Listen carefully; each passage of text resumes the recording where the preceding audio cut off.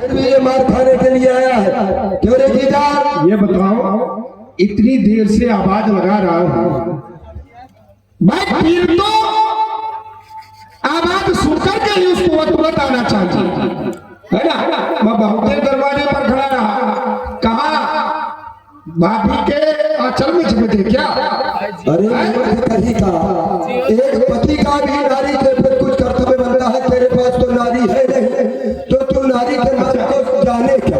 एक पति का नारी के प्रति कर्तव्य क्या बनता है? अरे कर्तव्य बनता है क्या? कि उसको समझाना चाहिए, उसको बुझाना चाहिए, जिस प्रकार से हो अपनी बात मानने पर उसको विवश कर देना चाहिए। लेकिन इसके लिए देर लगती है। तू जानते हो नारी को, अच्छा महाराज जी बताइए इनकी पत्नी कहाँ है? अब जायजा जी, अब इनको पत्नी सुख मिल रही, वो हमारे अधीन है। इनकी पत्नी अब भीड़ लगवाएगा। चलिए चलिए चलिए, बहुत अच्छी बात है। हाँ, तुम ये जाने क्या? अब हम जान सकते हैं क्योंकि हम नारियों के बीच में रहने वाले हैं। और हम ना जाने के बगैर नारी के मर्म को कि उनको कैसे समझाया जाता है, क्या करना पड़ता है। तू क्या जाने रे?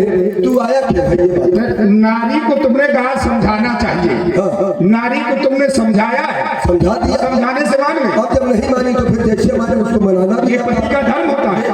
ये हमारा धर्म है ना, धर्म है। पति का जो धर्म होता है नारी के प्रति, उसको पूर्ण निभाओ। नारी बोला तुम्हारा ना, ये क्या पति का धर्म है? अच्छा, कोई गीदड़ हम पे ललकारे और हम नारी की बाहों में लिपटे हुए रणवासों में बैठे रहे, क्या ये एक वीर का कर्तव्य बनता है? देखो सुनो, ये वीर का कर्तव्य नहीं, लेकिन नारी को भी चार रूपों में देखा जाता है। अगर नारी हमें कोई शिक्षा दे रही है तो उसको गुरु की दृष्टि से हमको देखना चाहिए, उसको अर्धांगिनी की दृष्टि से नहीं देखना चाहिए। तुमने देखा बीच में बोला। अच्छा, क्या करोगे अगर बीच में बोलूंगा? मैं क्या करोगे बीच में बोलूंगा? इतना मारूंगा, तुम मारेगा मार खाने वाले की था। अभी मार खाता रहा, धमकी देने के लिए आया है। देखो मार खाकर के फिर युद्ध के लिए आना तो कुछ ना कुछ तो उसके पास होगा। अरे कुछ नहीं। मार खाना भी कोई साधारण बात थोड़ा हाँ, ये बात है। एक बार मार खा के देखो, फिर दोबारा करने वालों की तुम वीर हो। सुनो, पहले सुन लिया करो थोड़ा। अच्छे बच्चे हो थोड़ा सुनने का प्रयास करो। अच्छा, अच्छे बच्चे हैं। सुनो, देखो नारी अगर कोई शिक्षा दे रही है तो उसको गुरु की दृष्टि से देखना चाहिए, और वही नारी अगर हमें कोई मार्गदर्शन कर रही है तो उसको मित्र की दृष्टि से देखना चाहिए। वही नारी अगर हमें भोजन कराती है तो उसको माँ की दृष्टि से देखना चाहिए, और वही नारी अगर आप शेष सज्जा पर है तो उसको अर्धांगिनी की दृष्टि से देखना चाहिए। तुम्हारी पत्नी तुमको समझा रही है कि वो नर नहीं नारायण है। क्या कोई भी पत्नी ये चाहेगी कि उसका पति मर जाए? कोई पति चाहेगी पत्नी? नहीं चाहेगी। इसलिए वो तुमको समझा रही है, और वो समझा रही है, तुम उसको लात मारो, बोले मैं ये मेरा धर्म है, ये तुम्हारा धर्म है, ये तुम्हारा अभिमान है, ये धर्म नहीं है। एक बात ये अब तुम यहाँ आए हो, अब हमारी सुनिए, तुम्हारी हमने सुनी। ये हमारी महलों की बात है, ये हमारे महलों की बात है। हमने नारी के साथ में क्या किया है, एक पति ने पत्नी के साथ में ये क्या किया, ये एक पति जान सकता है और पत्नी जान सकती है। पत्नी ने क्या समझाया इनको कैसे पता गिला? वही बात। ये उसका रुक जाइए, बीच में नहीं, मैं बीच में बोल रहा था, तुमने मुझे टोक दिया, क्योंकि ये हमारे महलों की घटना है। महलों और महलों में वहां पर था केवल मैं और महारानी। ये बाहर से हमको आवाज आई, जब आवाज आई तो हमने ललकारा, प्रयास किया महारानी ने समझाने का, क्योंकि हम जानते हैं कि कायरता जिस चेहरे का श्रृंगार करती है तो उस चेहरे पर मक्खी भी बैठने से इनकार कर देती है। हम वीर हैं, महारानी का कर्तव्य बनता है, उसने समझाया, लेकिन हमें क्या बात माननी चाहिए ना माननी चाहिए हमारे ऊपर निर्णय है। लेकिन तुमने ये कैसे जाना कि महारानी ने ये कहा है कि वो नर नहीं नारायण है, उनके साथ में सुग्रीव के साथ में नर नहीं नारायण है। यदि नर नहीं नारायण है तो नारायण कहाँ है? तेरे साथ में उसको लाओ सामने, मैं उसको भी तो देखूं। अगर तुम ये जानते हो तो उसको सामने लाओ, मैं कैसे जाना? मैं सुनूंगा, बात में सुनूंगा।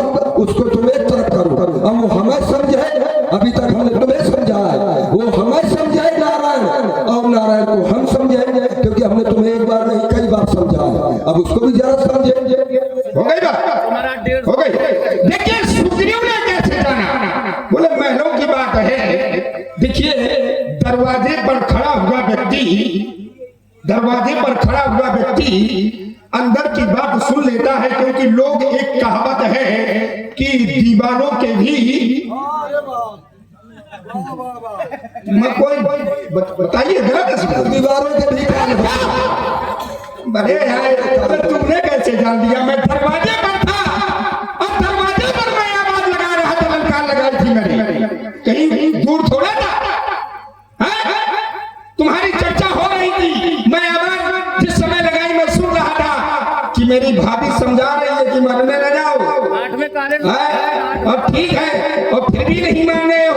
इस बात से हम सब दुष्ट नहीं है। कैसे? दरवाजे के बगल में कान लगाए थे, बाकी रक्षक कहाँ गए थे? इनके कौन रक्षक है?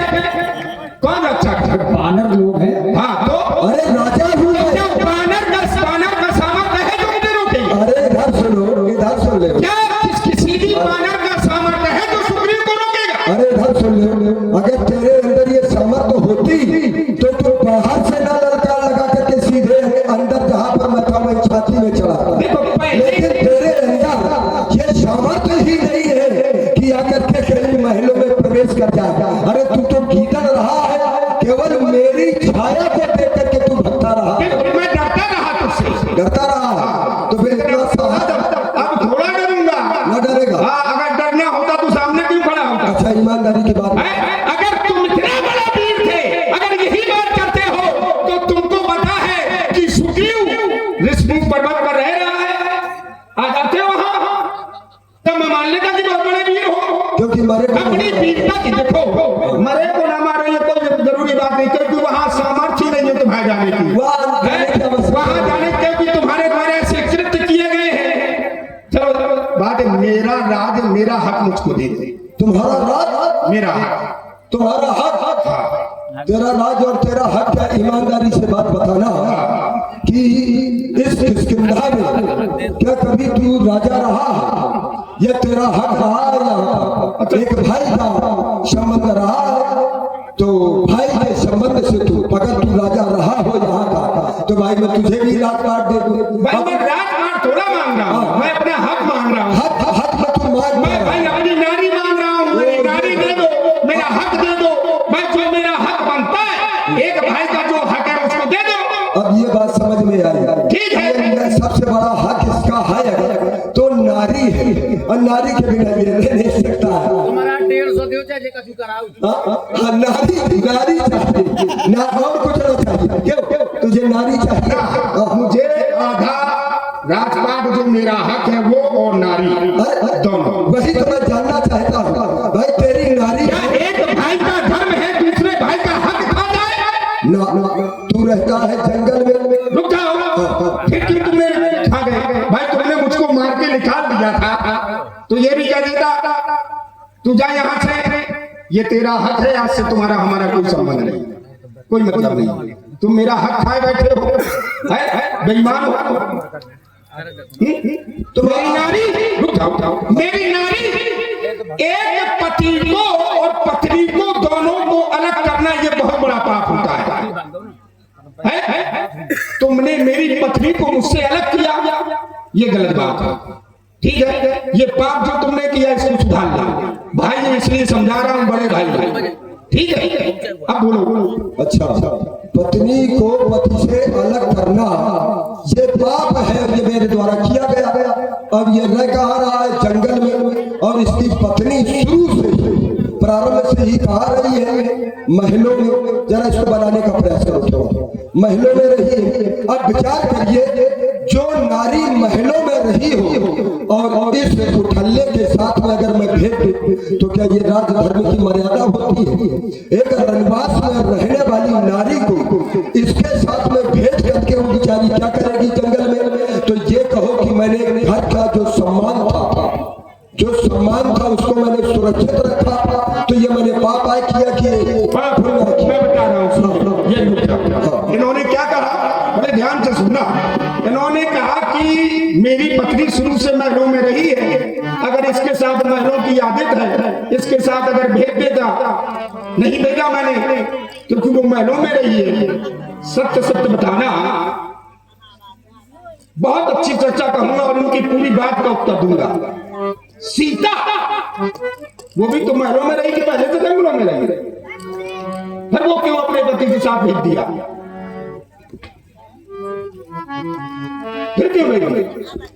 नहीं भेजना चाहिए बहुत सुंदर। कि नहीं हो तो भैया महलों में रही है। हो गई बात। हाँ हो गई बात। हो गई बात। अब लीजिए सीता, एक तो चर्चा यहाँ पे आनी नहीं चाहिए, लेकिन तुम्हारे द्वारा लाई गई। नहीं लाई गई, हम स्वीकार करते हैं, स्वीकार करते हैं। रुक जाइए, हाँ स्वीकार करना पड़ेगा।